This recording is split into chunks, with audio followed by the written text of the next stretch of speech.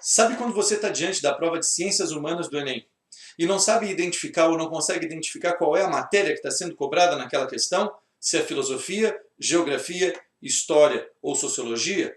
Pois bem, isso se deve a uma palavrinha chamada interdisciplinaridade, ou transdisciplinaridade, ou quem sabe uma ainda mais completa, multidisciplinaridade. Hoje a dica é bem direta, bem simples, sobre como se preparar para enfrentar questões assim. Presta atenção aí.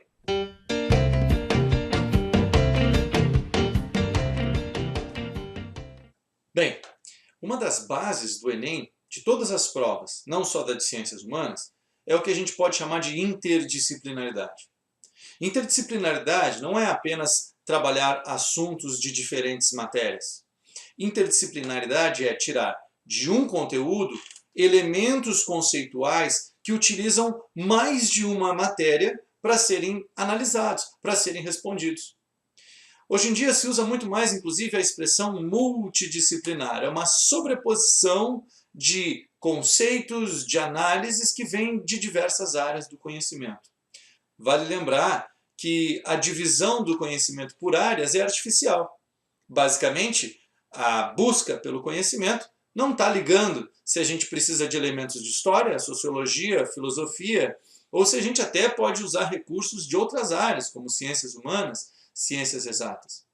Pois bem, o importante aqui é que vocês estejam preparados para se deparar com esse tipo de questão e montem uma estratégia, uma maneira de analisar essas questões que seja mais eficiente. E aí eu preciso chamar a atenção para um modelo de estudo que vem acompanhando a maior parte dos estudantes desde que entraram na escola.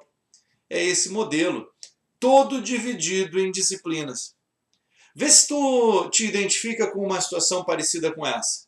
Uma manhã qualquer de aula e a cada hora é diferente, um professor diferente, de uma matéria diferente, entra para falar de um assunto diferente. E vocês, como alunos, a cada novo sinal ou a cada nova troca de professor, fecham a gavetinha, aquele espaço onde estava guardada a matéria do professor que acabou de sair, e abrem a gavetinha que é a da matéria que o professor está entrando agora. Pois bem, quando a questão de prova é interdisciplinar, nós vamos ter que abrir mais de uma gavetinha dessas ao mesmo tempo. A gente vai precisar de elementos históricos para responder a questão, a gente vai precisar de conceitos sociológicos para responder a questão, a gente vai precisar talvez de referências de alguns filósofos, que não deixa de ser um pouco de história da filosofia, e a gente também pode precisar entender contextos de transformações ambientais, transformações tecnológicas que envolvem a geografia. O exemplo mais fácil de entendermos como funciona a interdisciplinaridade é a Revolução Industrial. Porque nesse caso fica bem óbvio, ou óbvia, a possibilidade de analisarmos a Revolução Industrial dentro das diferentes áreas. A Revolução Industrial analisada em seus processos, analisada em seus contextos e a maneira como a acumulação de eventos vai provocando as transformações, estamos falando de história.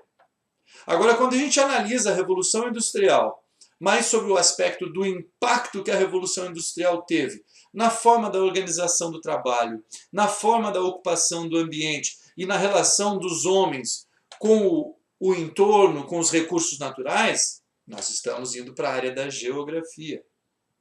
Nós podemos analisar também como a Revolução Industrial muda as relações entre classe, as relações de produção. E isso seria um impacto que traz a análise da Revolução Industrial para a área da sociologia. Ou seja, a gente pode navegar dentro de um mesmo conteúdo pelas diferentes áreas do conhecimento. Portanto, é aqui que vai a dica. Esquece essa necessidade de ficar rotulando a questão, se é de uma matéria ou de outra. A preocupação principal é busque a maior quantidade de elementos possíveis para responder aquela questão. E nesses últimos dias, quando você estiver fazendo as suas revisões de conteúdo, pare diante de qualquer conteúdo e pense, de que maneira esse conteúdo poderia ser abordado do ponto de vista histórico, de que maneira esse conteúdo poderia ser abordado do ponto de vista sociológico, do ponto de vista da filosofia ou da geografia. Entendeu? Vamos lá, continuem seus estudos, essa foi mais uma dica para orientar vocês nessa caminhada em direção ao Enem. Até a próxima!